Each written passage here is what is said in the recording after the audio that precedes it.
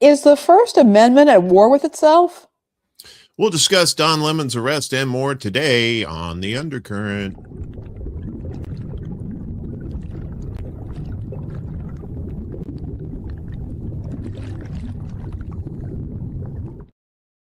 Hello. Hello, We're both in hello. Chicago. We both in are. Chicago. We are.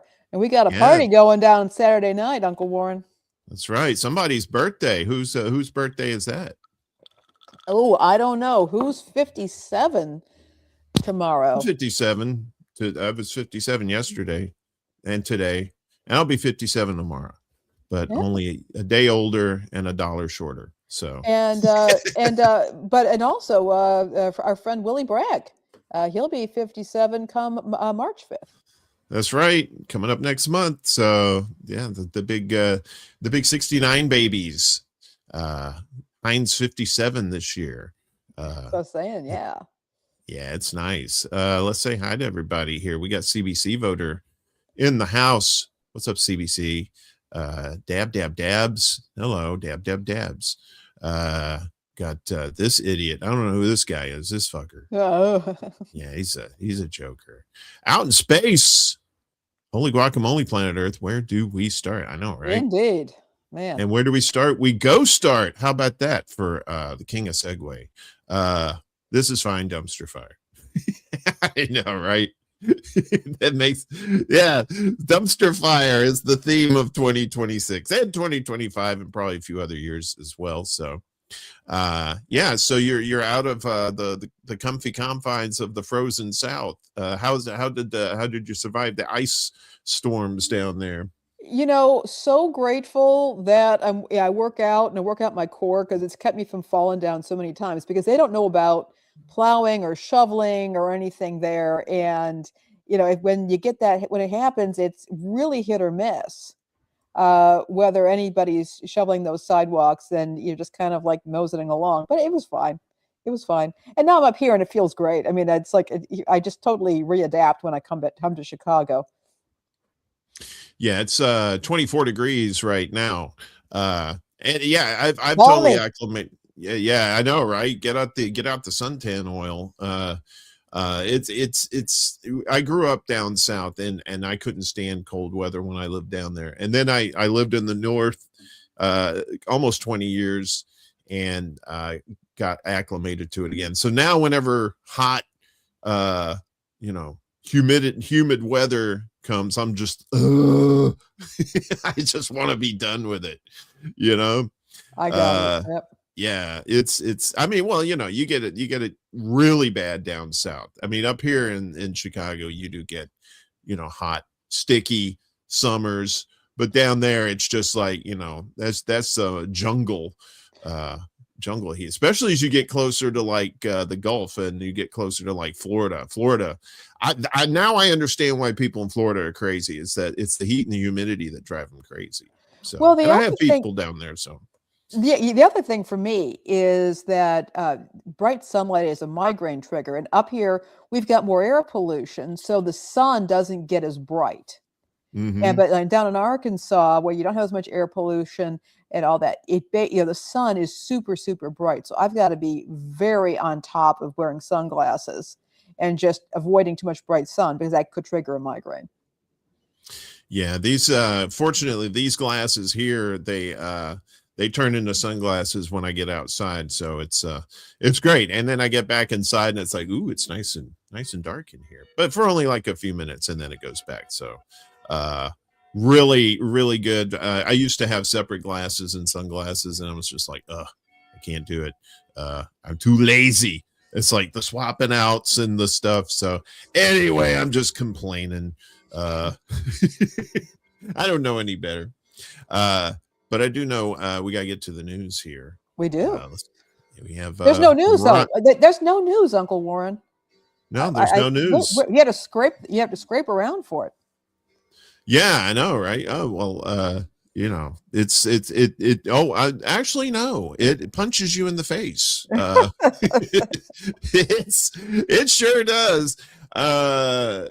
So all this the Jeffrey Epstein drop last week, 3 million documents 3 million pages, I think, is what it was. Not 3 million documents, 3 million pages.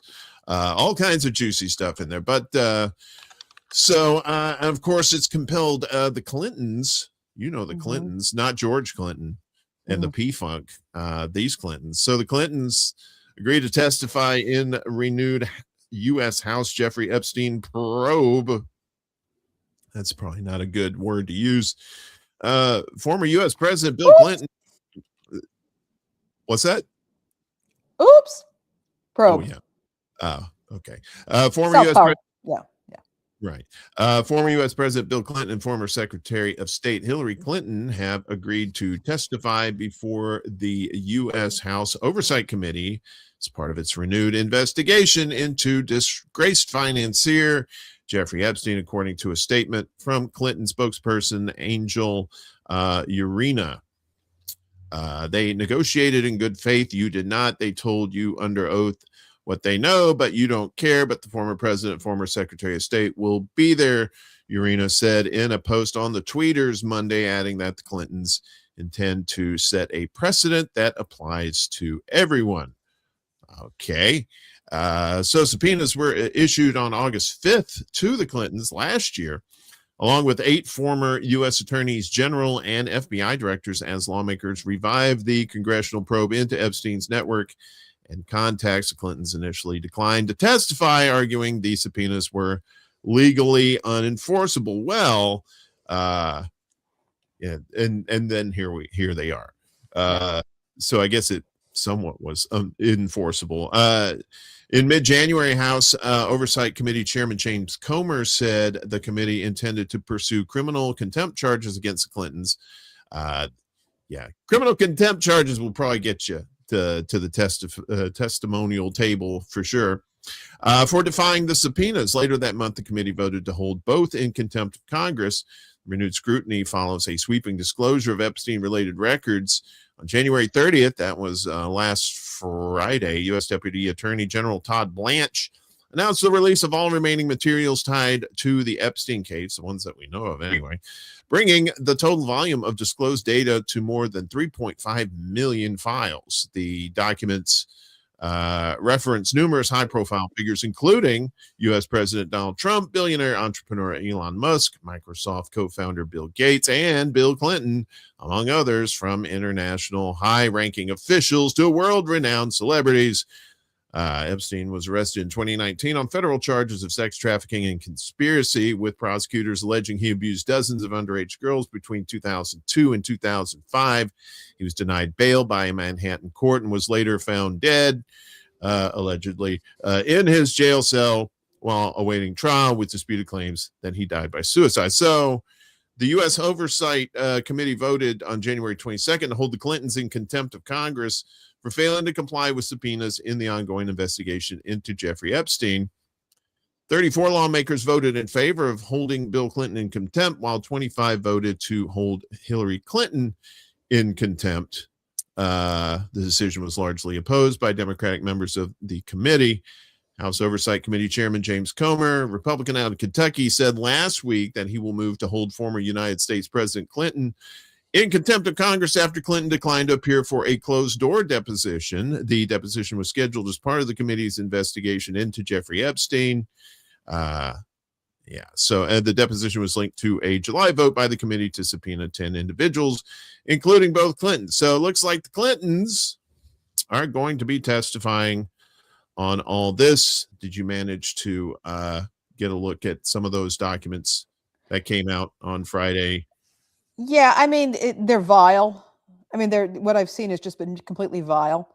I can tell you that the fitness community has been rocked by some of the revelations in there, some of the people who are in there, and things that they've said. So this is hitting like all these different communities at once. And of course, first of all, okay, there's the question of how much of this stuff is verifiable or not. You have something that purports to be an email or something from somebody. Again, we don't know whether somebody mocked that up, and there's no way of knowing that, but clearly but some of the people are actually admitting that, yes, they did have connections with him. And we do know that the ultra wealthy and powerful do congregate together.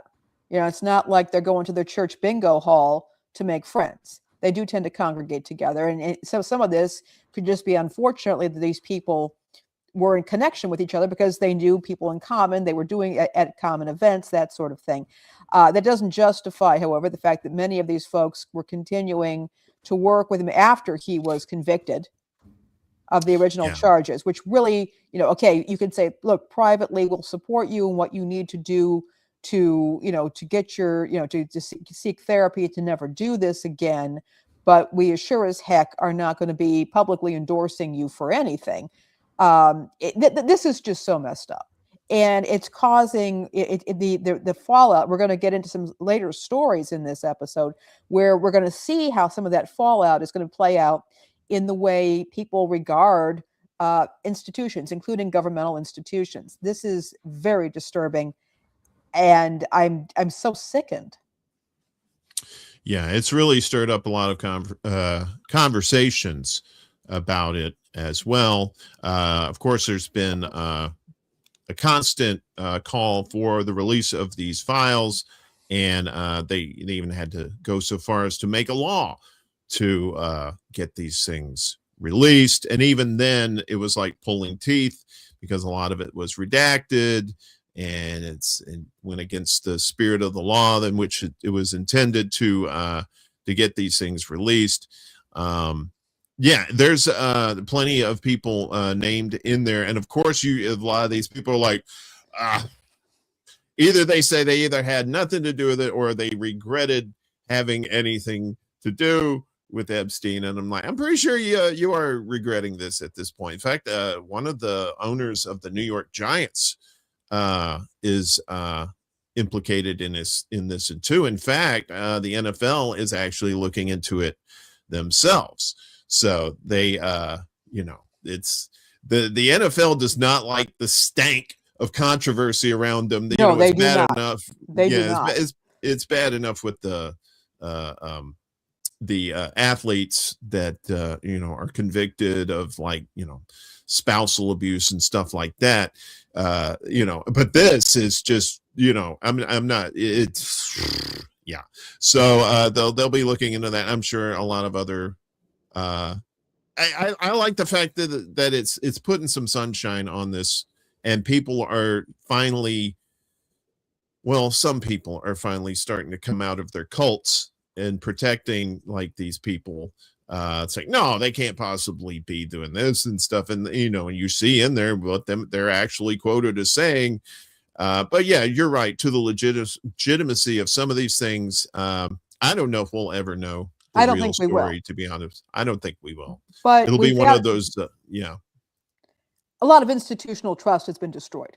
A lot of trust in other people, institutions, governmental. The whole thing with Noam Chomsky, for example, and people have pointed out that Noam Chomsky is very well known for being very generous with his time. That that people contact him and he will give you his time. And I think he probably got caught up in this. It was just that, and his generosity of spirit got him caught up. But now people are questioning things, and it's really this is mind-boggling, and it's hitting so many communities. Deepak Chopra, Peter Attia. I mean, we're just seeing these names. These are not just government people. These are people who are Dalai Lama. Yeah. The Dalai Lama's in there too. Yeah. I don't. The fallout of this is going to be monumental. Yeah, maybe. I mean, I don't know. I mean, it may be just one of those things where it's like something else comes along and it's like, hey, squirrel, and then the people take their eye off of it, and because it's always just one distraction after another, because there's so many of these heinous things that are coming out, not just the Epstein files, but of course, what's going on in Venezuela and ICE in Minnesota, so it's just. And now Nigeria too. We're going to talk about that later in the show. What's up, Willie? Good to see you, my friend. Willie had Game.film on his show last night, and it was awesome. Very good conversation there. One of the guys mentioned in there is Elon Musk, but this is not what this is about. This is actually something else.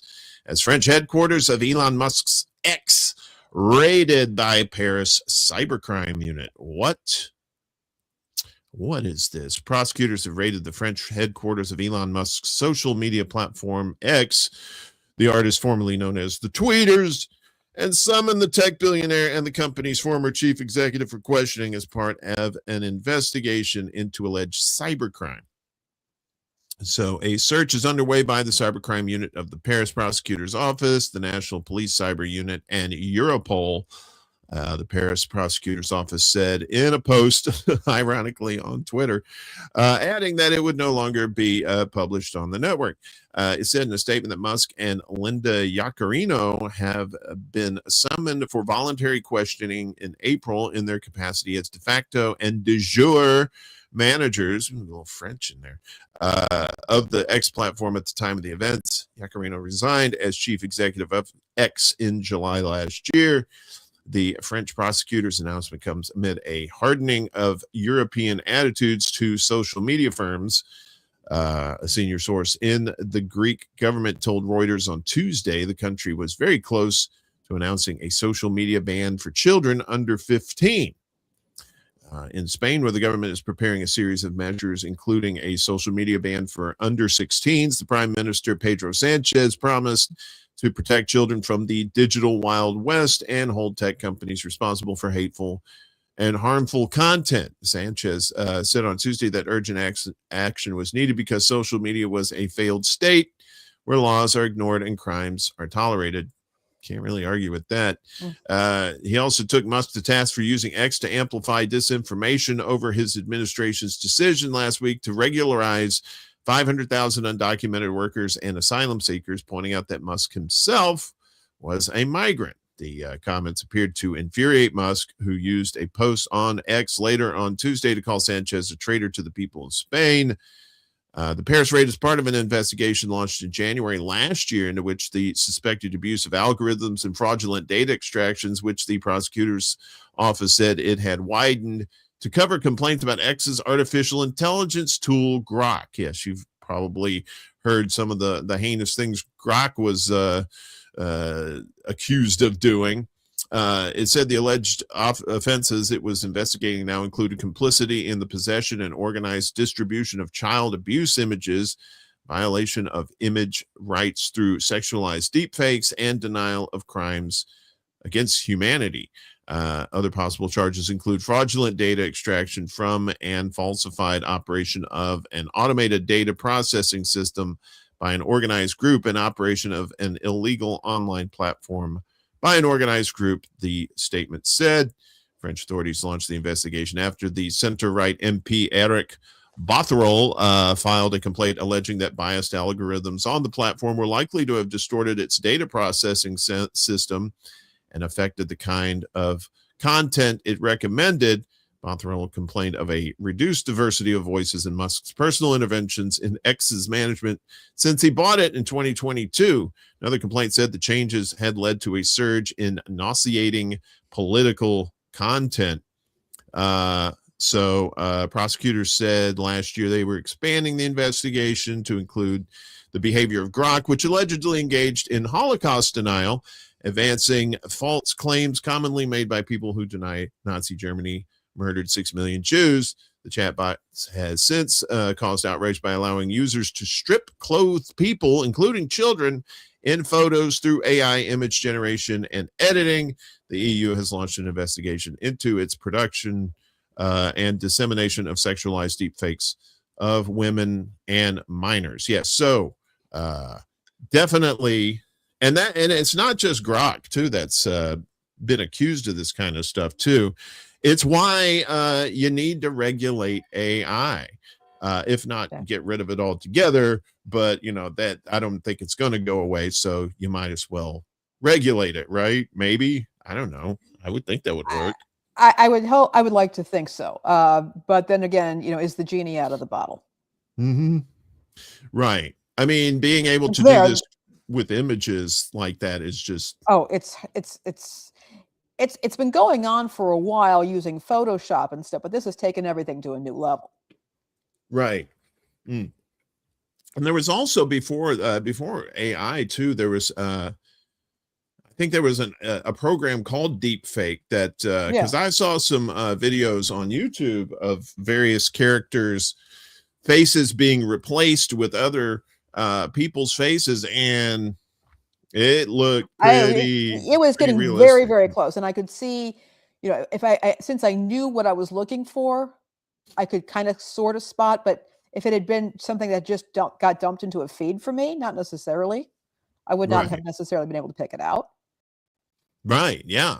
Because I mean, it like I know one example was No Country for Old Men, and they replaced the main character's face with somebody else's. And if you've never seen that movie before or never heard about it, you'd be like, oh wow, this is, this looks real to me. And I think I think the more serious aspects of it down the road too is going to be, once the technology gets so good, it's going to be you're going to see stuff like video and audio being inadmissible in courts of law, because they won't be able to tell if it's real, if it's live, or if it's Memorex. Remember the old exactly. The old days? I remember that. Right. So and of course, if you don't have video or audio proof, it's going to be very, very, very tricky to prosecute somebody. So for all kinds of things. I mean, and I do think it should be tricky to prosecute people, because I do believe that defendants have the right to due process, and that the courts have to be able to show that that they can be proven guilty beyond a reasonable doubt. But we're going to be getting into a point here where, if everything, just all this kind of evidence can be challenged, it's going to be very difficult to prosecute people for doing some really heinous things. And will that result in vigilantism? Or is it going to result in the decriminalization of many things? I don't know. I mean, this is, again, uncharted territory. Yeah, and when it comes to prosecutions too, a lot of times it's you're when you're talking about filming the police, right?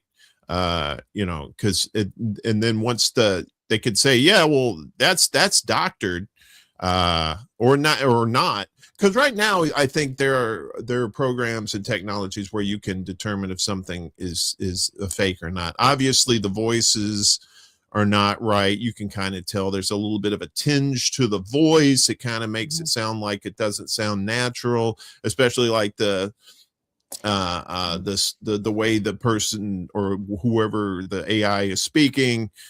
And then you still have glitches in video and stuff like that, the six fingers kind of pop up, although that's starting to get a lot better too. And that's the point. It's like, any technology just keeps getting better and better. Yeah. And we're going to get to the point, like I said, you're not even going to be able to know what's real and what's not. And that's, and then people are just going to start like, well, maybe we should just do our own form of justice, since the courts aren't going to be able to help now to do anything. So, and it's like you pointed out, there's the facial expressions, there's the eye movement, that can be something of a tell.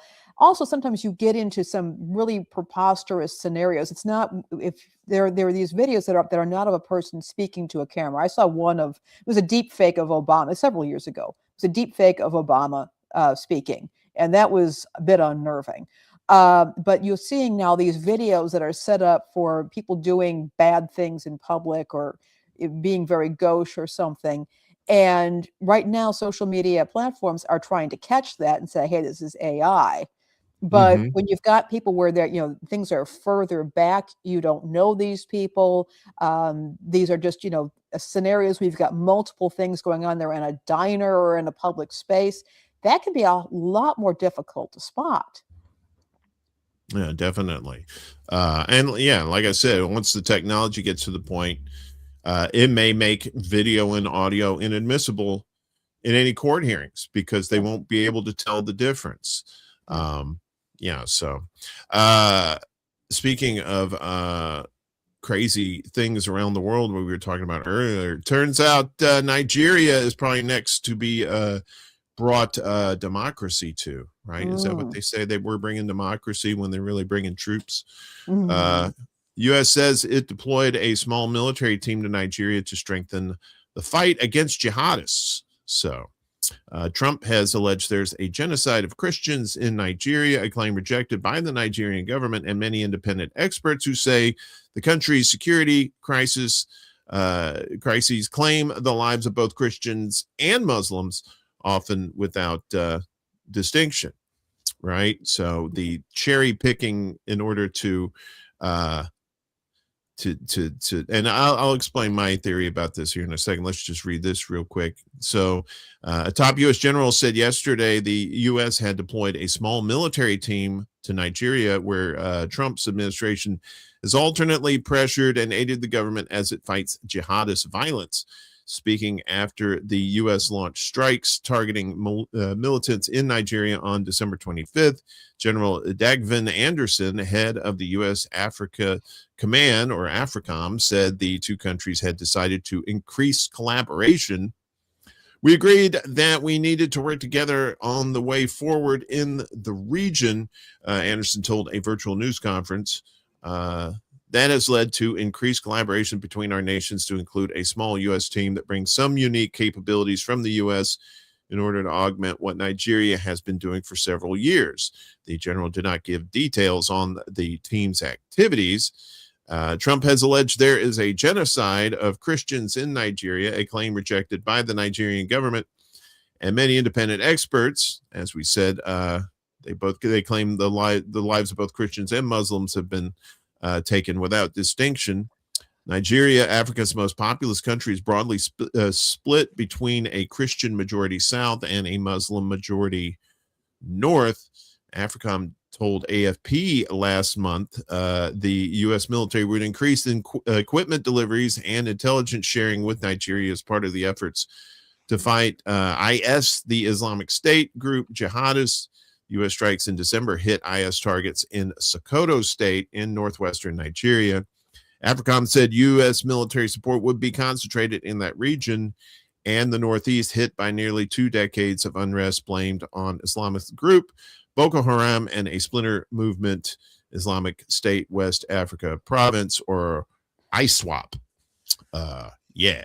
So Nigeria is an interesting place because I don't know the name of the countries offhand, but the neighboring countries have recently kicked out the French out of their countries. And so that's got the West a bit unnerved, as they do not want to see a more united Africa. Interesting. That is interesting. Yeah, I was a little put out this morning. We had the radio on here where I'm staying, and we hear boots on the ground in Nigeria, and I'm saying, what? Yeah. Do we not have other things to worry about right now? Right. I mean, it's they definitely do. It's just the same thing with South America. They don't want a united South America either. Yeah. Because be more or less, at least with South America, there's a lot more socialism going on down there, and God forbid we should have some socialism anywhere in this world that we're not already blockading or embargoing, as far as like letting these countries thrive like that, right? I mean, of course, with Venezuela, there's, did we go in for the oil, or do we actually go in to stop drug runners, which is totally ridiculous. But with Africa, there's always resources available over there too, which is and when you kick out the colonizers, chances are you're not you're playing ball with the West on your own terms rather than dealing with the West on their terms. Yeah, and you got boots on the ground there, and that opens all kinds of stuff up, as you mentioned. I mean, they could open it up to the CIA coming in there, and the military and the CIA are intertwined, as we know, and so we've got that, and just all kinds of fingers in various pies, and just under the pretext of war. And this is beginning also. Is this a war or is this a crusade? Yeah. Yeah, this is a religious crusade. Well, because you remember George W. Bush Freudian slip, had called the invasion of Afghanistan and Iraq a crusade at the time too. Yeah, and that does not help. Well, it helps certain interests who benefit from inflaming sectarian and religious tensions, and we'll talk about that later on in the show, as a matter of fact, in other areas. But yeah, this is not good. No, it's well, yeah, it's I mean, it's totally Trump is disregarding anything Congress has to say, because Congress is in control. The Republicans are in control of Congress, I should say. Come November, once the midterms hit, there's a good chance. Well, it's a good chance the Democrats are going to take it back. Whether they actually do anything or not is a totally different question. But it's almost assured that Trump won't be able to have blank checks to do whatever he does. He might get a little more pushback from the Democrats. Like I said, I'm not, I wouldn't bet on it, but I think it would be still a better situation than having just Mike Johnson, the House Speaker, just basically signing off on everything Trump does. So, and the people have spoken too, and especially what was been going on in Minnesota with ICE, as we get to the catch of the day, and Don Lemon arrested. Yeah, that was news I did not expect to wake up to. And there was another bit of news I didn't expect to wake up to. And I've got so many concerns, because partly there's so many different things going on with this story. And for those of you who didn't follow, basically what happened was a couple of weeks ago, Don Lemon and some other folks, he was a journalist, there were other journalists there, were broadcasting and reporting on a demonstration that happened at a church. It turns out that a member of a Minneapolis church's pastoral staff works for ICE.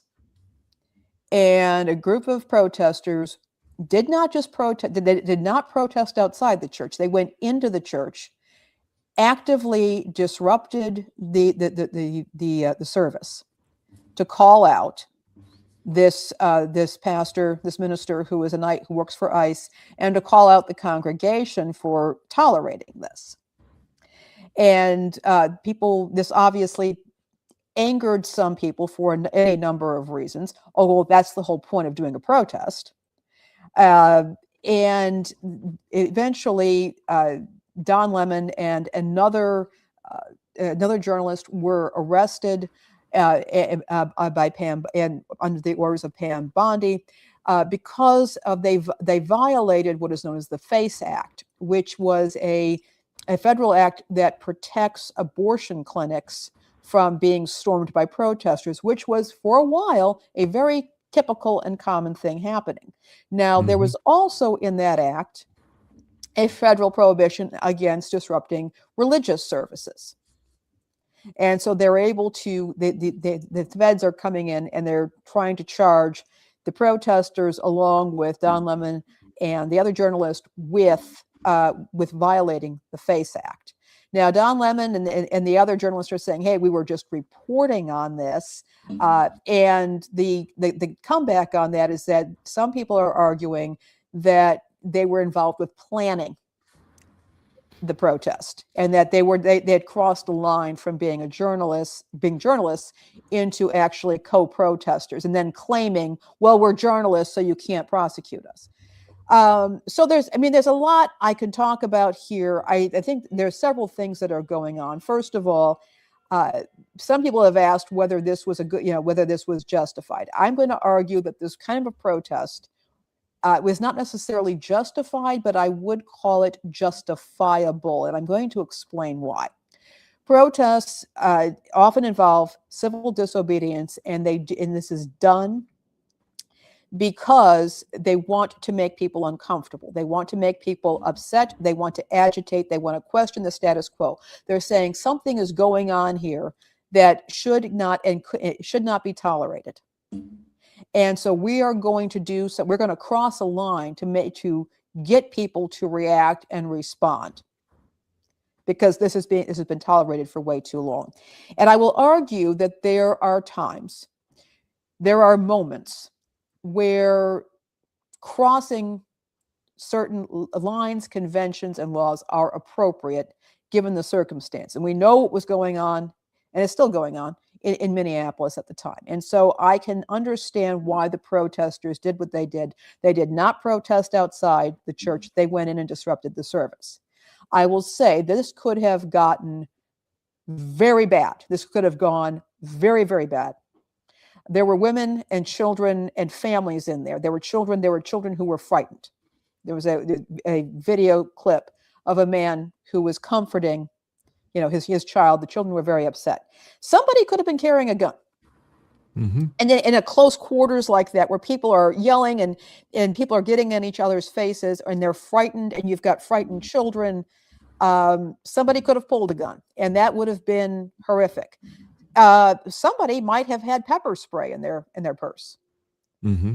And again, that somebody, a lady could have gotten panicked, taken this out, and it's good thing that nobody was hurt in this entire mess. And I will say that. Again, though, I do believe there comes a time in the course of human events, as they say, where there's a moment and a time for that kind of crossing the line protest happened. And I can understand why people would think that this is one of those moments. I'm not saying that I fully agree with it, and I'll get into that next, but there it is. I'm also going to say this. I think that Don Lemon was arrested because he's a big deal. He's now independent, but he had a national platform with mainstream media for a long time. He's now independent. He's on Substack, but this is a big deal. And the optics on this have not gone unnoticed. The arrest and harassment of journalists in many countries is commonplace. You see it a lot in Latin America, for example, and it's a huge thing there.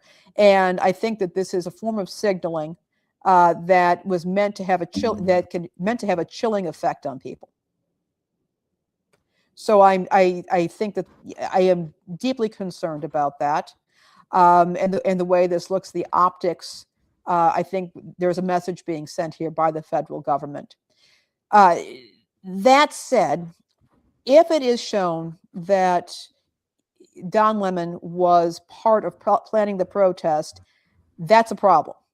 Journalists exist to report the news, to identify the news, to curate that news, and to report on it. And if he was involved in the planning of the protest or bringing it along, that is a real problem. And I do think that journalists need to stay in their own lane. That's what you're there for. And when you start enmeshing yourself with the news as it is being made, you've crossed a line, and you are, in fact, vulnerable to arrest for violating the law. So that is also a concern. I'm also very concerned about something else. We're talking about, we talked at the very beginning, is the First Amendment working against itself? People have a right to protest. They have a right to speak up. They have a right to identify things. They have a right to report. But we have a very strong thing that we hold here, and that is the freedom of religion. That people absolutely have the freedom to worship in peace. We do not want sectarian violence in the U.S. There are countries where there is sectarian violence and religious violence, and that is, it is horrendous. It is terrible. We don't want a situation where houses of worship are being invaded just because people don't like what's going on there. And you see this article that came up. This is all are welcome to a point. This was something that happened back, I want to say in 2014, a Unitarian Universalist church was invaded by anti-abortion protesters. And they tried to, in the Unitarian Universalists, they're really kind of post-Christian. They're very much to the left. They're very progressive. They tried to reason with the protesters. The protesters were singling out the young people in the church and were asking them inappropriate questions. And it was a mess. And what ended up happening was the Unitarians asked each church to develop their own policy for dealing with this sort of thing. So this does happen. We've had situations where churches, of course, have been invaded and people are being shot, but that's different from an actual protest. It's extremely concerning to me to see these lines being crossed. And again, this may have been a moment to call out the involvement of somebody in an organization, federal organization, that many whose legitimacy is being questioned. But this case needs to be watched and followed very carefully, because we have a whole lot of considerations in what is supposed to be a secular republic, a democracy, butting heads here. And there's always the real risk that a lot of this is being done to showboat and eventually lead into the persecution or prosecution or the restraint of the media. So that's the way I'm looking at it, Uncle Warren. What do you have to say? Well, I mean, when you're going into protest inside a church like that, you're disrupting a church service, and ergo, you're disrupting someone's right to express, their freedom of religion, right? As somebody that's worked in news before, we've had to deal with protests of church and stuff before. Now, the protesters themselves is one thing. That's a separate entity from the press covering it, right? Where you have now, if you're out on public property, like you're across the street or something like that, or you're on a sidewalk, and you're reporting on it, that's fine. That's totally, you're not disrupting church services. You're not disrupting somebody's right to worship. So technically, you're covered there by law, and in a perfect world, you're able to express your First Amendment rights to freedom of speech and the freedom of the press as well. But when you go into a church, and I'm not sure, I mean, Don Lemon has done some sensational stuff, and maybe he is trying to attract more viewers to his independent channel by doing this. But this is, I mean, to me personally, this is not the way to do it. You don't go up into somebody's church and do that. When they're coming out, and they're coming out onto public property, now that's fair game.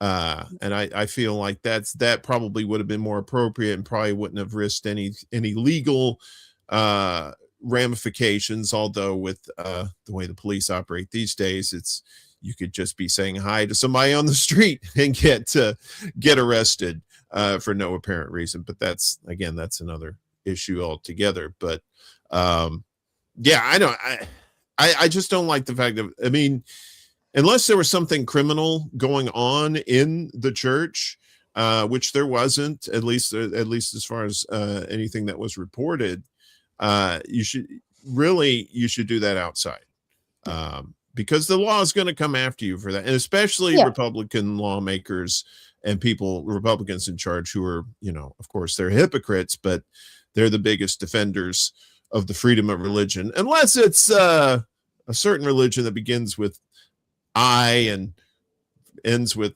Islam. They'll defend pretty much most religions in that respect, and there's a hypocrisy there too. I think again, I have not made up my mind as to whether this was justifiable or not. I think that what the protesters might have argued is that the minister of this church is working for ICE, which they regard as a criminal organization. And because, again, I don't think the federal government is the be-all and end-all of determining whether something is criminal or not. I think the people have a right to say, we feel this is criminal.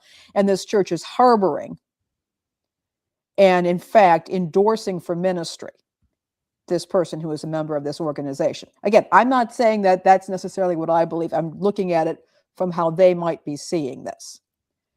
And that... Oh, go ahead. So that is, so that's where I'm looking at this. But I'm also saying, Don Lemon, if he was involved in planning this, I don't know that he has the cover of being a journalist anymore with this. I also think that if people are going to engage in civil disobedience, the expectation is you are going to be arrested. You understand that you are crossing the law, and you have to accept that particular consequence, and you are willing to do that. You are showing others that you are signaling, hey, I am willing to do this because this is how important this is. It's part and parcel of what this kind of a protest is. But in any case, so I guess we're going to have to keep our eyes on this. But again, it could, if the prosecution does go through, this could be setting a dangerous precedent for journalists in the future as well. And Chuck asks, what if the church service is a cover for illegal land sales in Palestine? Right. Again, that has to be proven in a court of law. You can't just go in with a hunch that they're doing something illegal, because a church is considered private property too. Yeah, it is. Right. So you can't, if they are doing something illegal, yes, get the authorities involved and let them storm the church and take care of business like that. But if you're protesting and you want to keep it on the level, do it outside on the public portions. Otherwise, unless you yourself are willing to go to jail and have the proof that there's some nefarious things going on in there, I guess that's up to you personally. But if you don't, then you're kind of you're kind of left out there, and you're not going to get any legal recourse out of it. So I know a lot of people are getting away with stuff these days that are skirting the law, but that doesn't mean you have to out there public. Unless it's a shitty law, if it's a shitty law, yes, then, of course, in Moss, of course, complain about it and try and do something about it. There's also, again, the question of the journalists were not, to my knowledge, invited into the church to record the protest, to report on the protest. The church didn't say, come on in here. Churches, most Christian churches, not all, but most Christian churches are open to anybody coming in. It's private property, but they're open to anybody coming in at any time during church services when they're open for this. But you're there for the purpose of observing or participating in a worship service. It's a presumption, not reporting on something. This is, again, my blood did run cold when I heard about this, and I'm still deeply concerned. But at this point, until we get more information about the journalists' involvement with this protest, it's going to be a while before I form an actual judgment as to whether this was a good idea or not. But right now, again, the genie has escaped the bottle on this one. And we're just going to have to see how this is pursued. I will say, though, like, if you are in the church and you witness a crime being committed inside the church, you are, as a citizen journalist, you are more than justified in recording the crime that happens. Like if somebody, obviously this is way out of the realm of reality, but like, let's say there's a human sacrifice inside the church. Well, it's part of our religion. Well, guess what? Killing people's against the law. Doesn't matter what your religion is. Sorry, and then you pull up the old phone and start recording it. That's one thing. That's one thing. Yeah. But this is not. But this is a protest coming onto private property like that. That they knew about and came in for the express purpose of recording it or reporting on it. That's staging a news scene.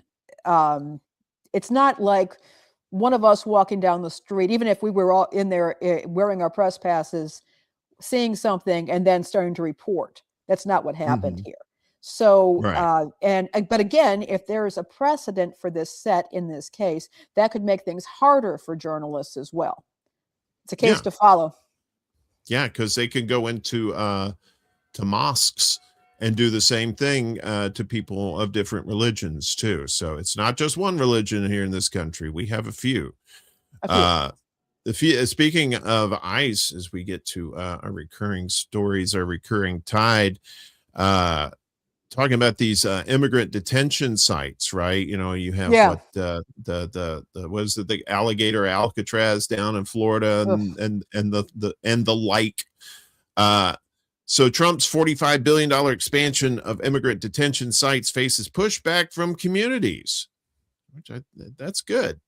Along the lines of these communities pushing back against these data centers, they're pushing back against these detention centers too.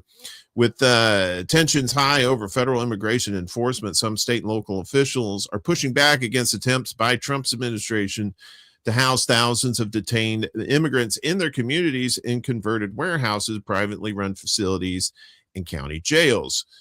Federal officials have been scouting cities and counties across the U.S. for places to hold immigrants as they roll out a massive $45 billion expansion of detention facilities financed by Trump's recent tax cutting law.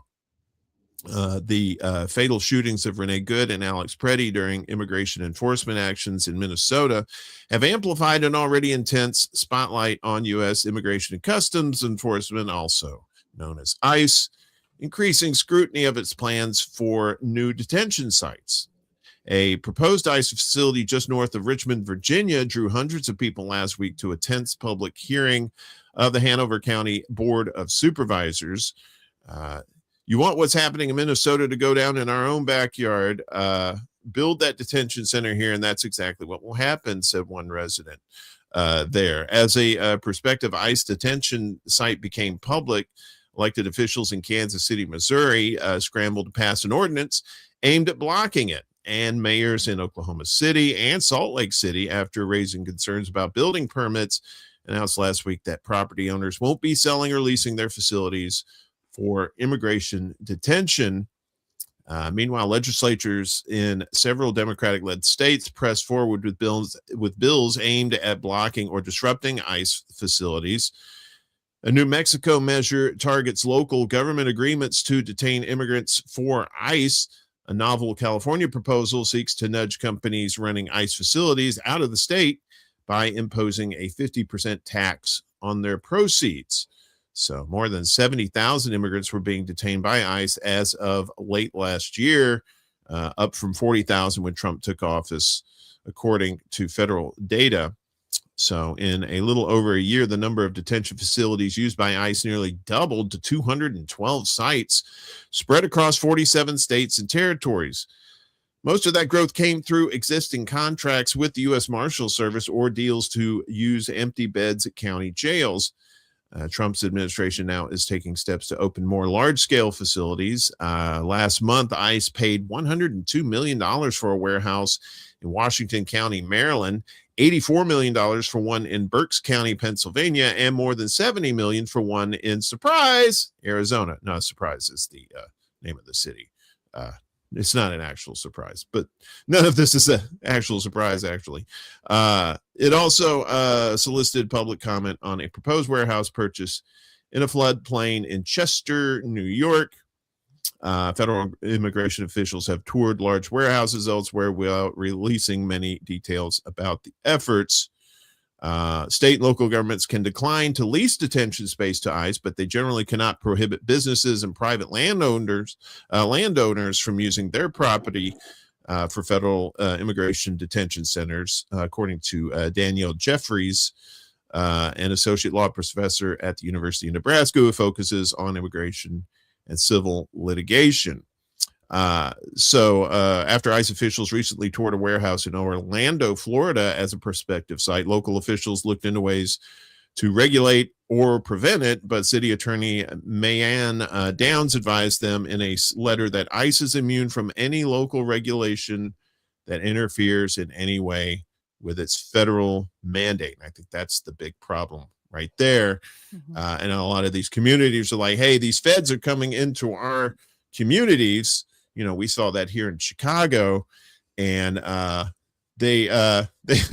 found out that Chicago is not a place to mess around in, and have limited their actions since. But that's the thing. It's like the more these cities agree, like the actual cities agree to these public properties for ICE, then the people will have to, if the people in the community don't want it, they'll have to rise up and stop it, because Yeah.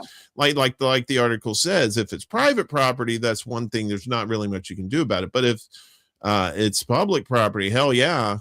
And maybe, you know, if it's a business that's a private entity that owns these places, you know, you boycott the business. That's it's all about people power when it comes to stopping this stuff. Yeah, and I'm going to be very interested in seeing how they're going to be building out these warehouses to their standards. Heaven help us. Because one other thing that can happen is that we know with these huge structures like shopping malls or the big box stores or whatnot, when they're abandoned, because the company has gone out of business or they've moved on, and we've seen this with shopping malls that are just ghost towns these days. What happens is you've got this structure that nobody can do anything with, and it becomes a danger to the community. It has to be secured in some way. Oftentimes it's not secured well. So you've got vermin and pests that are in there. You might have squatters, people with all kinds of criminal intent who are using it. It becomes dangerous to people in the community if they get anywhere near there. So that's not good either. And again, I'm wondering just what their plans are once this deportation program stops. What ICE is planning to do with these converted warehouses. Are they going to make them suitable for being warehouses again? There's another set of plans there too that need to be made once they're decommissioned. Right. And there's been some detention centers down in Texas, shockingly, that have seen overcrowding, and not, they're with cold weather, given very minimal like blankets and stuff to keep warm and stuff. So it's the treatment of the people themselves. I mean, they say Trump said originally that he wanted to get rid of the criminal immigrants that were here illegally, right? Yeah. And it turns out a lot of these people in these detention centers are not only not illegal, they're actual citizens. There have been some actual like citizens, like people born here that have been thrown into. It just seems like there's no accountability when it comes to these centers. And like you said, that has to do with safety, and especially like community safety as well. Because maybe there is somebody dangerous in there, and if you don't have it secure enough, that person could get out and look, they're in the neighborhood, that sort of thing. So there's several different angles to this that just make these detention centers all wrong. Right. Because of the people, the people they've been picking up, mostly legal citizens. Yeah. And I think that a good point that you made, Uncle Warren, was that first of all, you're going to have these, you've got this, if it's owned by the state or the municipal government, that's one thing. The pressure can be put on that state government. If it's somebody that owns the warehouse, it's a private entity. Sometimes it's hard to find out who owns it, because there could be layers of people who are managing it. It may be that if it was foreclosed on, there may be a bank that technically owns it, or some kind of a lender, and it can be very difficult. But this, again, might be the sort of thing for journalists and citizen journalists to be looking at. Okay, they're proposing this thing. We know it's not owned by the state or by municipal government. Let's find out who the owner is and get on them about it. Yeah. That could be a very important area of activism. Yeah, whatever your motivation for getting these things out of your communities, make sure you find out the information. If it's public land, obviously that's easy. You just get everybody together and you protest, and you talk to your local officials, that your city council or whoever's in charge, or your county board of supervisors, that sort of thing. And if it's a private land or something like that, maybe you might want to discuss that with maybe some lawyers friendly to the cause too, that also have a stake in keeping these things up, because a lot of times they can cut through the weeds and find out who these people are that own these places too. So, Yeah. Speaking of stuff people owns, like manufacturing jobs, well, guess what? Tariffs haven't helped. Wow. It's almost as if people were saying this from the beginning. 72,000 manufacturing jobs and counting obliterated since Trump's Liberation Day. So Trump pledged that the manufacturing industry would come roaring back into our country after what he called Liberation Day last April, which was marked by the announcement of sweeping tariffs on imported goods, a policy that has shifted constantly in the past 10 months as Trump has changed rates, canceled tariffs, and threatened new ones. But after promising to turn around economic trends that have developed over decades, the shipping of jobs overseas, automation, and the obliteration of towns and cities that had once been manufacturing centers, and of course, along with the rise of AI too, Trump's trade policy appears to have put any progress achieved in the sector in recent years in reverse, as the Wall Street Journal reported on Monday. That's a big gap. Federal data shows that in each of the 8 months that followed Trump's Liberation Day tariffs, manufacturing companies reduced their workforce, with a total of 72,000 jobs in the industry lost since April last year. The Census Bureau also estimates that construction spending in the manufacturing industry contracted in the first 9 months of Trump's second term, after surging during the Biden administration due to investments in renewable energy and semiconductor chips. But the tariffs haven't helped. Trump has insisted that his tariff policy would force companies to manufacture goods domestically to avoid paying more for foreign materials, just as he had claimed consumers would see lower prices. But numerous analyses have shown American families are paying more, not less, for essentials like groceries, as companies have passed on their higher operating costs to consumers. And federal data has made clear that companies are also avoiding investing in labor since Trump introduced the tariffs. While the trade war the president has kicked off hasn't changed the realities faced by many manufacturing sectors. Yeah, and this was what Trump was talking about, like saying when Sleepy Joe was president, that these high prices, these tariffs are going to solve everything. And what did they do? They just made the prices even higher. While tariffs do reduce import competition, they can also increase the cost of key components for domestic manufacturers, wrote Emma Ackerman at Yahoo Finance. Take U.S. electric vehicle plants that rely on batteries made with rare earth elements imported from overseas, for instance. Some parts simply aren't made in the United States. At the National Interest, Ryan Mulholland of the Center for American Progress wrote that Trump's tariffs have created three overlapping challenges for U.S. businesses. The imported components and materials needed to produce goods domestically now cost more, in some cases a lot more. Foreign buyers are now looking elsewhere, often to protest Trump's global belligerence, costing U.S. firms market share abroad that will be difficult to win back. And if bad policy wasn't enough, U.S. manufacturers must also contend with the Trump administration's unpredictability, which has made long-term investment decisions nearly impossible. Yes, that is a key component of it too. Perhaps it's no surprise then that small business bankruptcies have surged to their highest level in years. Yeah, and that's the thing is, like with a tariff, it's like you said before, the genie's out of the bottle, right? When NAFTA was enacted back during the Clinton administration, you started seeing business manufacturing leave the United States pretty much en masse, right? You saw it, everything either in India or China or someplace else, and then being re-imported back into the United States. Well, when you have tariffs, that stuff coming back in the United States is going to be pricey, and guess who's going to be paying it? It sure as hell ain't the companies. The non-savings are passed along to you. Well, it kind of makes you wonder why there's so many empty warehouses. Yeah, I know, right? It's like I think a lot of these communities would be like, we'd rather have a manufacturing plant here than a retention center. Maybe, Maybe. maybe I'm just telling tales out of school. I mean, they may be looking, some of those communities may be looking at, detention centers as providing jobs.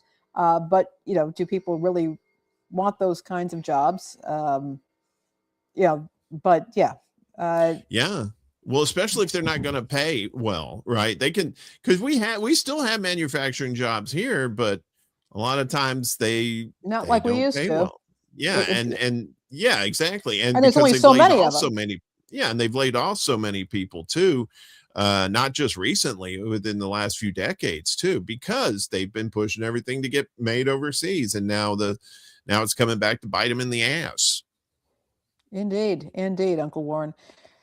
Yeah, especially and speaking of biting in the ass, if you invested in gold and silver, ooh, ouchies. Sorry, gold and silver prices soared, then plummeted. What the hell's going on? Yeah, so I knew this was going to happen too. Gold and silver prices. Yeah, well, we talked about this on shows before. I think the last time when we said gold was spiking, and I think that was that last week before last, maybe. I think so. Yeah. So gold and silver prices have been on a roller coaster ride the past few days after racking up huge gains over the past year to hit record highs. Prices of the precious metals fell sharply on Friday and again on Monday. Prices recovered some ground yesterday, though remaining well below their peaks. So here's what we need to know about the recent price moves. Why have gold and silver prices risen so much over the past year? Well, precious metals are prized by investors for their tendency to hold their value. Historically, they have attracted buyers during times of economic uncertainty and geopolitical turmoil, which we've seen, like all these commercials with certain people. I think Chuck Woolery. Oh, good Lord. Yeah. R.I.P. King. Yeah, he would do these gold commercials, and you see all these people like invest in gold. Yeah. The return of Donald Trump, a leader famed for his unpredictability to the White House, has been one factor driving volatility over the past year. And people are like, well, what does Trump's unpredictability have anything to do with it? He sets policies for a lot of the stuff that the world unfortunately has to follow. And so whenever he's just like going willy-nilly with these decisions left and right, there's no stability. And you're going to see this volatility in the markets like that. From his tariffs to his pressure on the independence of the Federal Reserve, the country's central bank, and threats to take over the Danish autonomous territory of Greenland. Yeah, that's not doing him any favors. Trump has repeatedly taken a sledgehammer to orthodoxy, stirring unease in markets. So Trump's convention-busting governance has also driven a weakening of the U.S. dollar, further encouraging investors to seek out safe haven assets that will hold their value. Yeah, good luck with that. Between Trump's inauguration last year and the end of January of last month, actually, gold prices nearly doubled, while silver prices rose nearly fourfold. Some analysts argued that the rising prices of precious metals reflect a deeper crisis of confidence in economic systems worldwide after years of high inflation and rising national debts. The U.S. national debt has grown to $38 trillion, the highest in the world, though a number of major economies, including Japan and Italy, have higher debt levels as a percentage of their GDPs. Let's see. Why did gold and silver prices crash? Analysts are not united on the cause of the fall. Some have suggested that Trump was responsible for bringing prices back to earth, just as he was for driving the surge. Friday, Trump announced he would nominate Kevin Warsh yourself, to lead the Federal Reserve, a pick that was widely seen as relatively conventional compared with other names on his short list. The choice of Warsh, a former member of the Fed's 7-member board of governors, was welcomed by investors who had feared that Trump would tap an ally who would slash interest rates without paying heed to inflation risks. The president has been pressuring the outgoing Fed chief, Jerome Powell, to cut rates.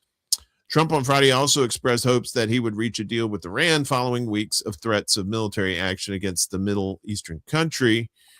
Some analysis has suggested that the prospect of more stable economic conditions and a rising dollar led investors to sell off precious metals. Many analysts, however, have cast doubt on that explanation, arguing that the drop simply reflected the fact that prices had become overvalued, maybe as a bubble. Maybe is that what they're thinking? So, predicting the market is famously a fool's errand, but some analysts see precious metals continuing to gain over the medium to long term. I would say that was particularly with silver, especially with the rise of these data centers and the use of silver itself as a medium as part of the production. In a note on Sunday, JP Morgan analysts said they expected gold to reach $6,300 an ounce, a 30% gain from current prices by the end of this year. Gold remains a dynamic, multifaceted portfolio hedge, and investor demand has continued to come in stronger than our previous expectations. That's according to Gregory Shearer, Jason Hunter, Ali Ibrahim, and Anayashri Gupta. They said in the note, and that's the thing with these gold and silver like this. Silver, I was surprised that there was a drop. Gold, not so much, but silver. Like I said, because of the use in electronics and in these data centers, I figured that would have been just a constantly rising stock. But when you talk about a president who's just kind of doing his own thing, and market be damned, right? There is going to be people who are just like, well, maybe I should try and invest in something else. It could very well be. And as you were saying recently, Uncle Warren, in another form, can't eat gold and silver. That's right. Yeah. I mean, especially when you think about it, like we kind of are in apocalyptical times. Yeah, exactly. Right now. And I think the last thing people are going to be like, well, gold's going to help me when I'm fighting off marauders and, try to feed my family. A lot of folks are really concerned about that. I mean, if you've been watching the prepper channels, I mean, and again, some preppers are completely insane, but there are a lot of them who are good folks who are doing what people have been doing for a long time, is preparing against, possible natural disasters, job loss, that sort of thing. And there's been this long-standing thing of, first of all, don't invest in gold. I mean, if you have money to invest, I mean, that's one thing, but silver is going to be more useful if you're in a barter economy, because it's lower value than gold, and you have a gold piece, and okay, what are you going to get? A car? I mean, that you can't run because you don't have gas. That kind of thing's been going on, but it's usually, you want to have things that you can directly barter and not some form of currency. And so people are putting more into food and generators and things like that. But here we go. Right. I mean, and anybody that, especially the prepper people, I would think a lot of them would be like, okay, gold and silver, maybe you should probably invest in more feasible items to like build your own shelter, build your own bunker of sorts, and get it well stocked and whatnot, because these are some very volatile times that we're living in right now, despite what some people would say, because you have the volatility of the president and his actions, and it's not just the president, it's the people around him too that are helping him make decisions. It's the people that are influencing financially or whatnot. So they're it's very multifaceted, and I believe it was I can't remember who. I'm sorry, your buddy here who said it's not all orange man bad. No, it's not. It's not. He's just part of the problem. So, anyway, so we got more news for you. We got press pool. Let's dive into the press pool. Newsroom cuts at the Washington Post. This is and Chuck just let us know that the cuts came through today, 300 people. 300. And this is, look, we're in the independent media here. It's a different story for us, but we use the stuff that's being done by these, professional journalists at legacy media. Even if they're big corporate media, the individual journalists are oftentimes very good people who are doing hard work. They've got the contacts, they've got the background, these longstanding relationships where they can get news tips and information, off the record conversations. We've got, this is so critical right now, getting good news. And they're just saying, hey, we're just going to be cutting our journalistic staff at a time when we need this. It used to be, remember when Trump had his first reign, it was democracy dies in darkness. Mm-hmm. And now they're they're turning the lights off. Democracy dies in the unemployment line, apparently. And, so it is very concerning that we've already seen a lot of cuts in newsrooms. We've seen a lot of consolidation. We've seen a lot of cuts. We have seen the removal of the ombudsman office, which I have discussed many times on the show and over on Civically Minded, about the importance of ombudsman in media organizations. And there's only a handful of them left. So cut everything that gives the news integrity. And this is happening at a time when, as we discussed, Uncle Warren, AI is making it harder and harder to determine whether evidence of a news story or a recording or a record is genuine or not. So with widespread layoffs expected, as we said 300, teams of reporters are sending impassioned letters to owner Jeff Bezos, urging him not to shrink the newsroom. So in a letter obtained by CNN, the newspaper's White House reporters banded together to defend some of the desks facing major cutbacks. If the plan, to the extent there is one, is to reorient around politics, we want it to emphasize how much we rely on collaboration with foreign, sports, local, the entire paper, really. And if other sections are diminished, we all are. That's according to Bureau Chief Matt Visor, who wrote in one of the Post's internal Slack channels on Thursday. The accompanying letter, signed by Visor and all 7 other White House reporters, makes the case for a diversified Washington Post. And it tries to speak Bezos' language, appealing to him with data and a determination to grow the Post. In a typical month, the letter said, some of us have found that more than half of the new subscribers we brought to the Post came from stories and scoops that relied on desks such as International and Metro. Those stories included recent scoops about the U.S. military action in Venezuela and Trump's demolition of the East Wing. Our colleagues' work helps lift up our own, the reporters wrote. A spokesperson for the Post declined comment to CNN about the layoffs. The unusual public pleas to Bezos have come after several private signals about imminent cuts, which have, like we said, 300, including an internal memo saying the Post no longer planned to send any reporters to the Winter Olympics in February. I don't know. That may be a blessing in disguise. The Olympics is like, oh, come on, really? Reporters fear that the Post is slashing its way to irrelevance. Moreover, they wonder whether Bezos, who bought the publication more than a decade ago, cares about it anymore. I'm probably sure he doesn't. As long as it's not saying bad things about him, I think that's all he cares about. Thus, the staffers are going over the head of the Post's publisher, Will Lewis, and trying to get Bezos' attention directly.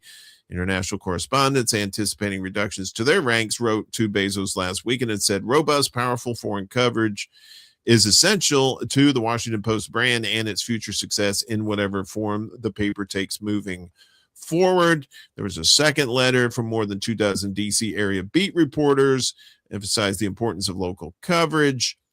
The new letter from the White House reporters is a bit different because there is no indication that their jobs are at risk. Well, surprise, surprise. Yes, there is an indication that happened. So instead, Lewis has spoken privately about focusing the Post's investment on politics and a few other key areas while cutting back in areas like sports and foreign affairs. And it's getting to the point where a lot of these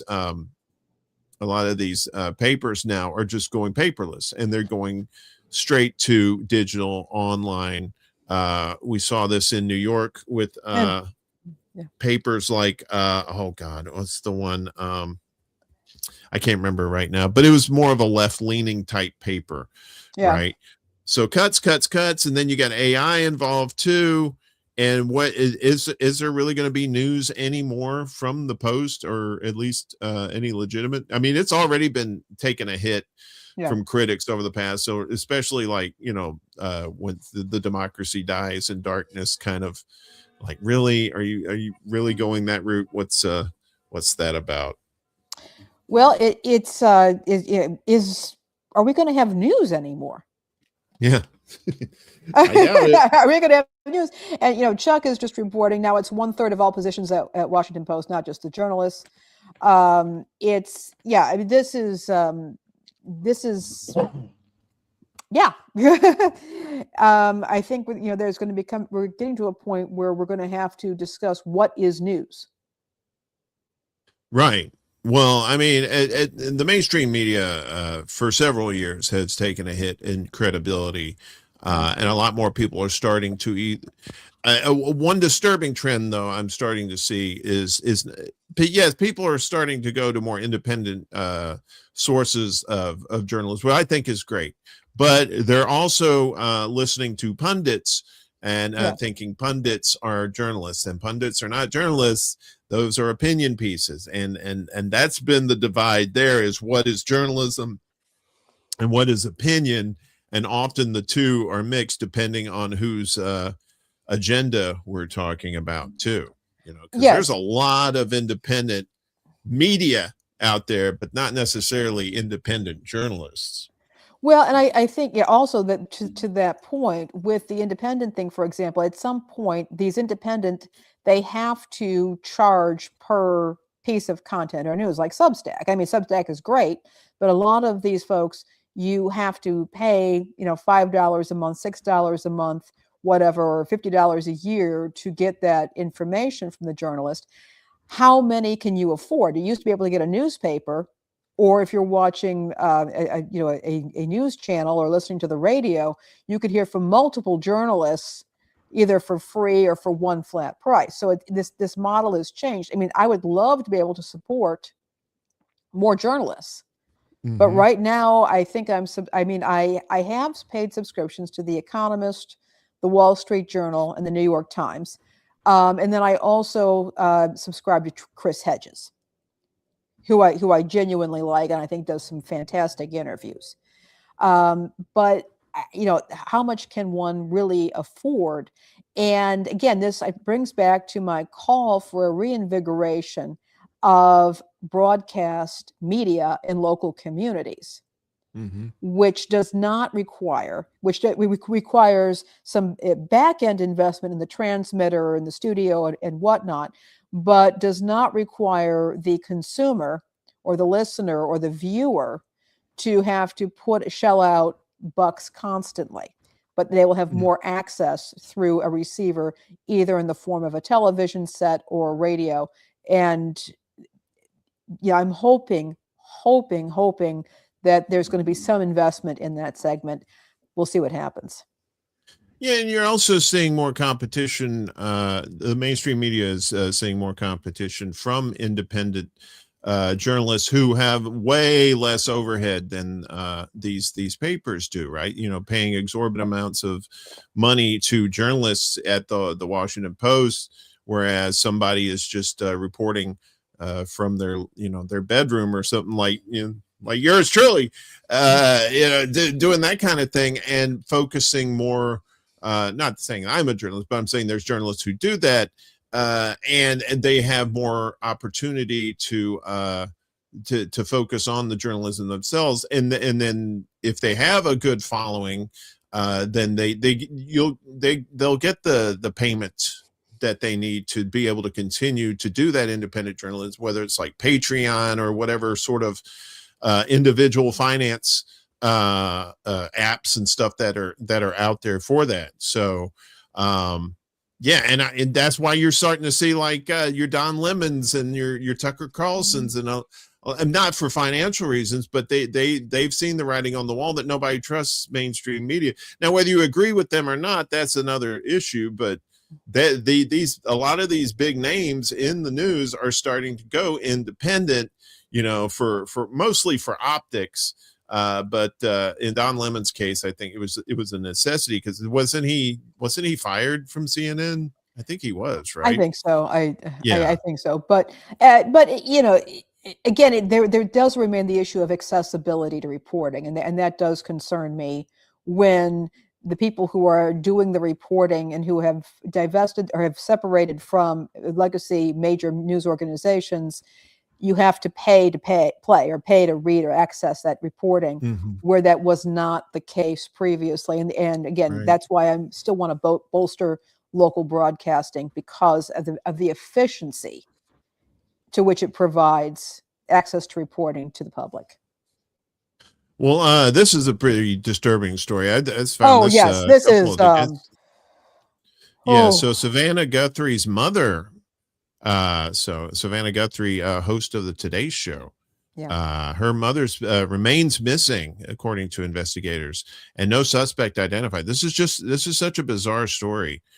Investigators emphasized that they have not identified a suspect or person of interest in the disappearance of Savannah Guthrie's mother, Nancy Guthrie, calling the sharing of unverified accusations and false information irresponsible as they continue the search.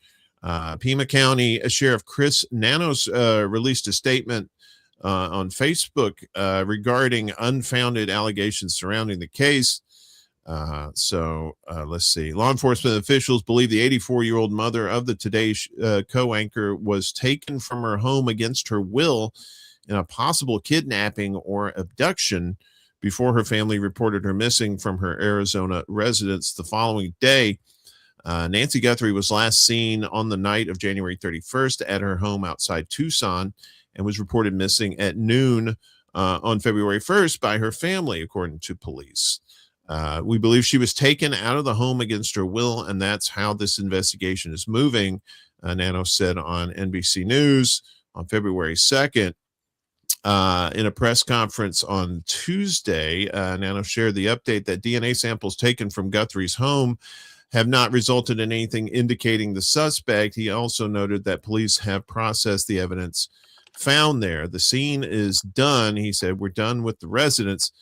The press release from the sheriff's office stated that DNA samples from the home are confirmed to belong to Nancy Guthrie, but the sheriff has not confirmed if those samples were blood. Nanos did not have any information on what type of clothing Guthrie may have been wearing at the time of a potential abduction, or if she's still in the Tucson area. We don't know where she is. And I mean, when somebody's loved one getting kidnapped like that, I mean, because she is the mother of somebody who is a media personality like that, there could be you would think in that case, if someone was abducted, there would be some sort of ransom or some sort of like, hey, or some sort of, political motivation to where they or some, regarding the media that they wanted to make a statement about, but there's been absolutely nothing. This lady is just gone. Yeah.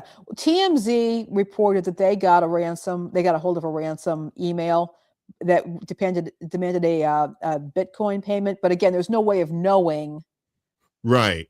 Yeah. That could have been somebody just trying to cash in on it. Yeah. That may have absolutely not, because of the nature of, because they don't know who this person is, or even if she was abducted, because there's also reports too that she didn't have dementia. She didn't have anything to where she would, any mental, disabilities to where she would like walk off on her own or something like that.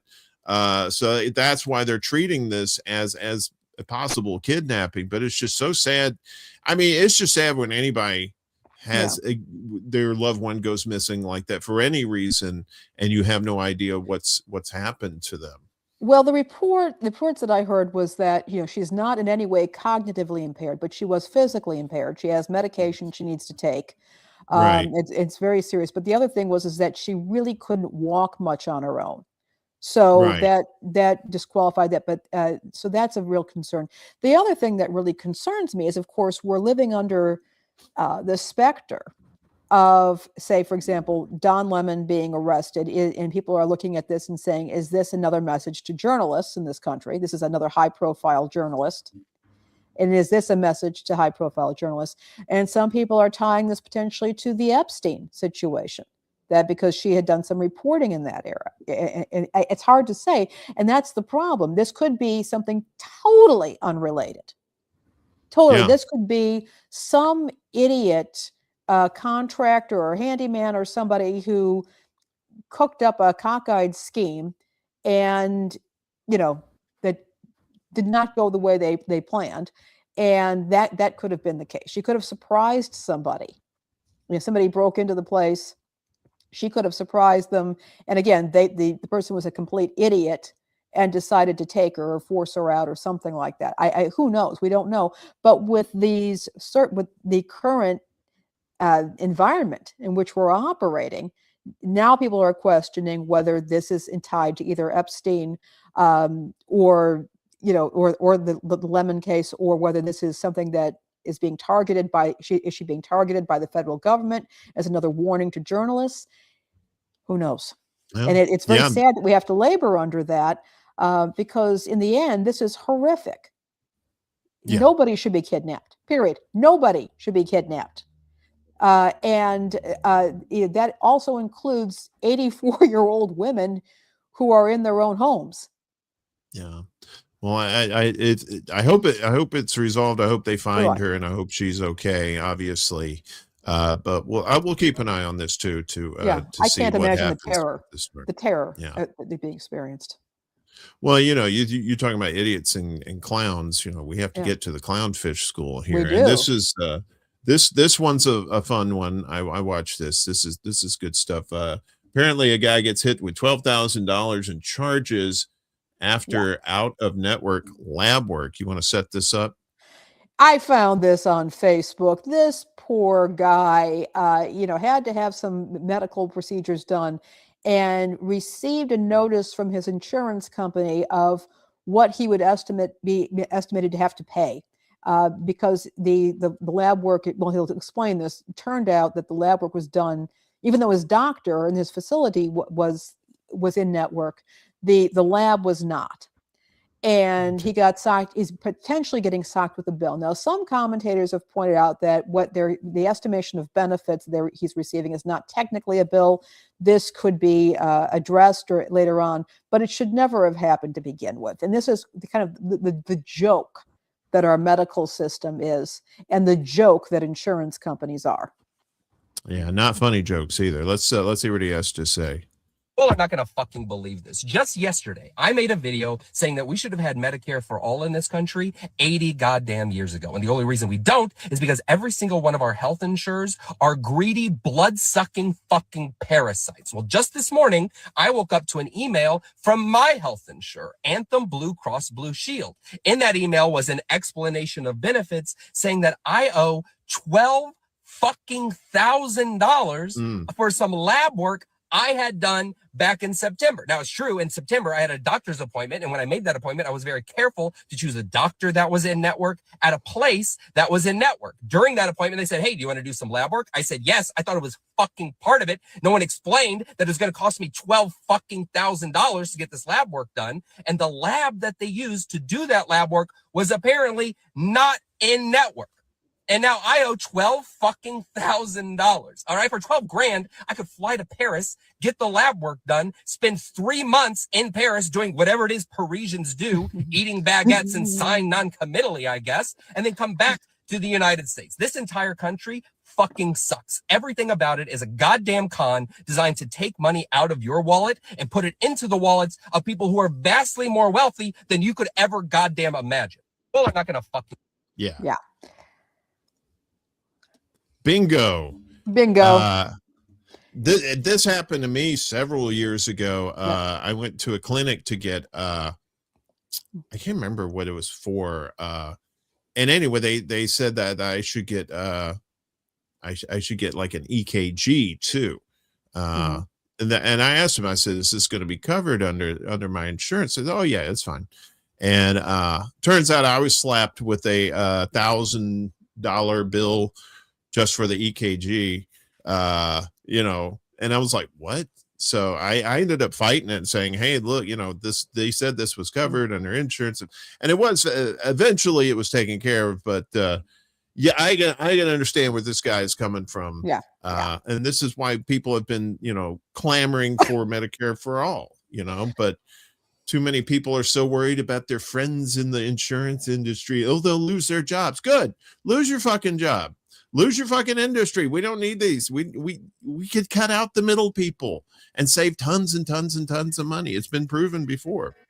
Yeah, and there's something called the anesthesiologist scam, where basically you check and make sure that your physician is in network, the hospital's in network, everybody else is in network, and then they bring at the very end, they bring in the anesthesiologist who's on call, who turns out to not be in network.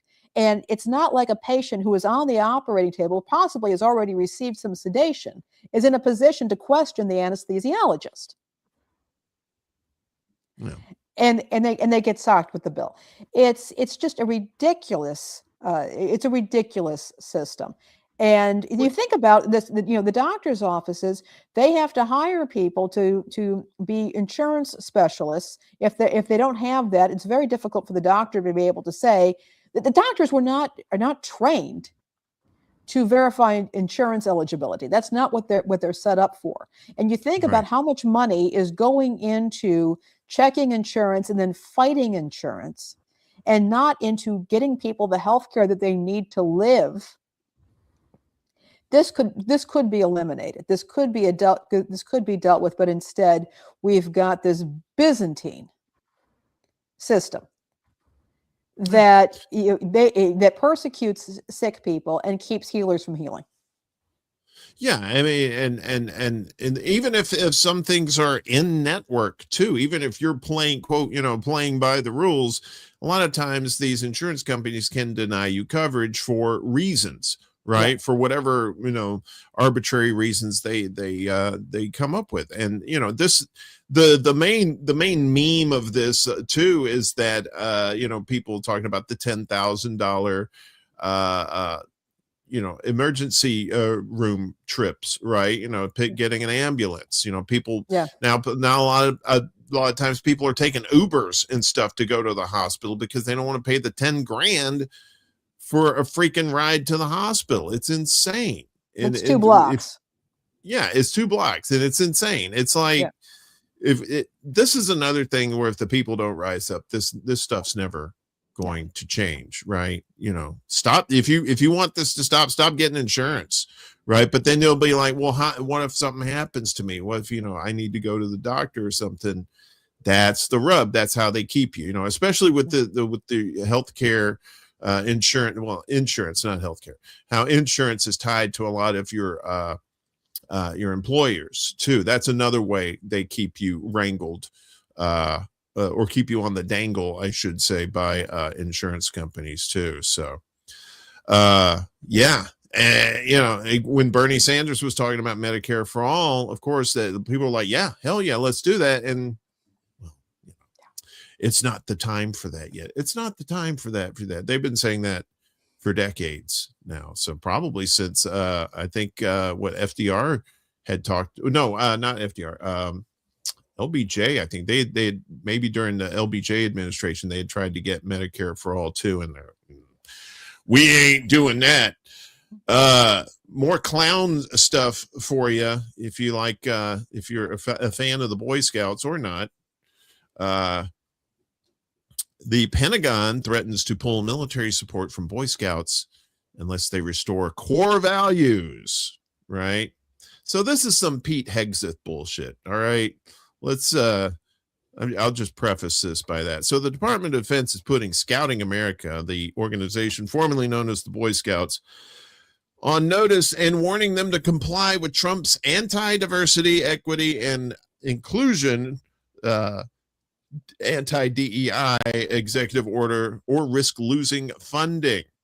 So Chief Pentagon spokesperson Sean Parnell warned the organization Monday in a lengthy Twitter post that the clock was ticking for it to rapidly implement common sense core values. Parnell said financial assistance to programs such as the National Jamboree celebration was under review. For more than a decade, Scouting America's leadership has made decisions that run counter to the values of this administration and the Department of War. Department of War. It's like the Gulf of America, please. Enough with the clowns. Including an embrace of DEI and other social justice, gender fluid ideological stances. This is unacceptable, Parnell wrote. Scouting America has evolved vastly since its inception as the Boy Scouts. They began allowing girls to join Cub Scouts, its program for younger children, in 2018, then expanded its Boy Scout program in 2019, allowing girls to become Eagle Scouts. The organization has become more welcoming towards transgender youth, openly gay members, or adult leaders, and accepts members of all religions. Oh my God, what such evil people.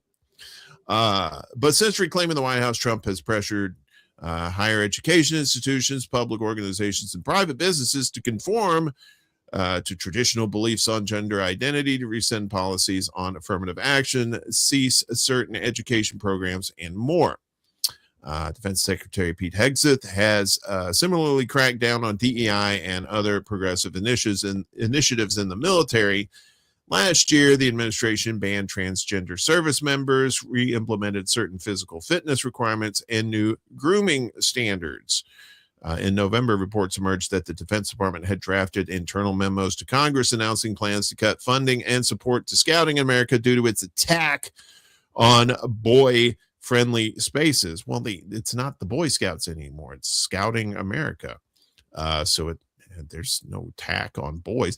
That could include no longer allowing scout troops to meet on military bases, offering incentives to top scouts, or providing financial assistance. Scouting America appeared to be receptive to the administration's request and has been in discussions with officials, Parnell said. And as someone who was in the Boy Scouts, it wasn't Boy Scouts because it was an all boys club, right? You had the Girl Scouts, you had, the Cub Scouts, you had the Brownies, and nowadays kids are doing a lot more of the same kind of activities, right? Used to, probably when we were little kids, we were probably the last generation to see like gender split like activities, right? But you got kids you got girls who go camping, and they were doing the same thing in the Girl Scouts as they were doing in the Boy Scouts. They were just split up, and now all they did was just bring them together and let all of them do the same stuff. And it's just this idiocy where it's like, we're going to take away money just because we don't like certain people who are in the Boy Scouts, right? A lot of times they forgot that if there was anything shady going on in the Boy Scouts, even way back then, it was usually something that had to do with the Scoutmaster themselves, and not necessarily the activities that the kids and stuff were doing, right? So if anything, there should be more scrutiny on the kinds of scout leaders that you're going to have. Sure, I mean, especially if you're going to trust them to go camping with them or something, God forbid, you don't want somebody, you want to check them out first, which I totally understand that. But this whole, keeping kids separated and, dividing them like this, it's just bullshit. Well, I mean, my thing is this, maybe scouting and the military shouldn't be connected. There is junior ROTC, there is the Civil Air Patrol that have a very, very clear connection to the military. And if that's what the kids want to be doing, then they can go ahead and do that. But maybe scouting should not be connected to the military. Yeah, I mean, if anything, if Scouting America should probably look for funding somewhere else. If they're relying primarily on the military, then no, they shouldn't be. I think they should be getting their finances somewhere else and tell the military to go kick rocks. Finding other places to meet and that sort of thing. Yeah. Right. I mean, like I said, there are a lot of great skills that you can learn in the Scouts, right? I mean, especially like, when we were talking about the apocalypse and how you can't eat gold, a lot of times you're going to have to learn how to make a fire. You're going to have to learn how to make shelter. You're going to have to learn how to do, and you can get all those skills. That's not gender specific. That's everybody specific, especially nowadays. If you want to learn all this stuff, I have no problem with girls getting Eagle Scouts. Right. That's not a boy thing. That is an achievement thing through your own merits. And girls are very, and it's not like the girls that are in the Scouting America are getting any preferential treatment. They're being treated just like the boys, right? It's all equal. You have the same merit badges. You have the same achievements that you get to become Eagle Scout, and to deny that is just, it's just it's terrible for these kids, especially when they could learn such great skills, and not just skills, but camaraderie as well. It's a great organization when it's, when you have the right leadership in there, for sure. True. Yeah, I only made it to first class. I didn't make Eagle Scout because I'm at the time I was afraid of swimming. I was in deep water, and I never got my swimming merit badge. So I regret that. Now I don't care. I'll just jump in. I don't care. But I won't go in the ocean. I don't like the ocean. But that's a story for another day. Finally, yesterday. Is it yesterday? Monday. Yeah. Monday, Groundhog Day, right? Yeah. No, I didn't see Bill Murray anywhere. So I think we were okay. But yeah, I know you. Yeah, I guess what? You get 6 more weeks of winter, according to an animal that has no business. And he's got fur. What does he care about? Yeah. So very nice. Right? Yeah. Yeah, he could have 12 more weeks of winter. He didn't care. So Punxsutawney Phil and Staten Island Chuck, not to be confused with Chuck up in space there, predict 6 more weeks of winter. This winter has been brutal so far. We don't need 6 more weeks of this bullshit, but famed Pennsylvania groundhog Punxsutawney Phil saw his shadow Monday morning, predicting 6 more weeks of winter. Phil was pulled from his burrow Monday morning at Gobbler's Knob, giggity, in Punxsutawney, and his prognostications were interpreted by a man in a tuxedo and top hat in front of a crowd of thousands of onlookers, or as we like to call it, the Weather Channel light. The man revealed Phil has seen a shadow, predicting winter will last another 6 weeks. There he is holding him up. A study released by the U.S. National Oceanic and Atmospheric Administration, NOAA, in 2025 revealed Phil has had an accuracy rate of only about 35% in the past couple of decades. That's good. Staten Island Chuck, however, he's the smart one, who the NOAA study named as the most accurate weather predicting groundhog with an accuracy of 85%, concurred with Punxsutawney Phil during his own Monday morning ceremony at the Staten Island Zoo. Do we really need 6 more weeks of winter, Lainey? I don't. I'm done. I'm done. It's so cold out there. Although there was a hobo on the train that said that it's going to be an early spring, so I go by the hobo. The hobo always knows what's going down. You know what I'm saying? The word on the street. Woodstock Willie said early spring. Woodstock Willie. Oh yeah. Yeah, there's those people, you got the Woodstock Willies who are like, hey, look at us, man. That's just somebody just trying to get some bonus points because people are done with this damn winter time. Indeed. Yeah, I know. Well, especially like down south who are not used to this kind of weather. I mean, like, I remember living in North Mississippi, and we would have those. We wouldn't have them every year, right? Not every year you get this kind of stuff, but every once in a while you get. When you get it, though, it's bad, and the ice storms are probably worse than blizzards, because at least with the blizzards you have like kind of a unpacked snow for the most part, whereas ice is just like pulling down power lines and whatnot. It's ridiculous. Did you get any of that down there? I don't think we had it so much down there, but I did hear about places where it was a real issue. Mm-hmm. Yeah. It's Texas, of course, their grid is not attached to the national grid. So whenever they go down, I would assume those people in Texas probably have generators by now to make up for that, because they are always getting a few years back, they were out of power for like 2 or 3 weeks, something crazy like that. People were dying. Yeah. I mean, that's the thing. Those things are deadly, right? Yeah. When the power goes out, that means the heat goes out, and that means you got I think in New York City there was like 15 people who froze to death. They had power issues and stuff when the freezing cold, and it's nothing to sneeze at. So, No. but anyway, it's like you say, we dress warm, and think warm thoughts too. Maybe get a Indeed. nice hot toddy too. Mm. That's anytime. I'm a big fan of hot toddy anytime. Anytime. What anything you got going on the rest of the week? We got your birthday. My birthday party. That's You and right. Chuck will be there on right. Saturday, so that'll be a good time. And yeah, just very much happy to be back in town here. I'm actually going to put also our link into our link tree, so folks into the comments, so folks can follow us on social media as well as on our Undercurrent for You YouTube account. I know we're going to stop or eventually halt the streaming to some of the other accounts.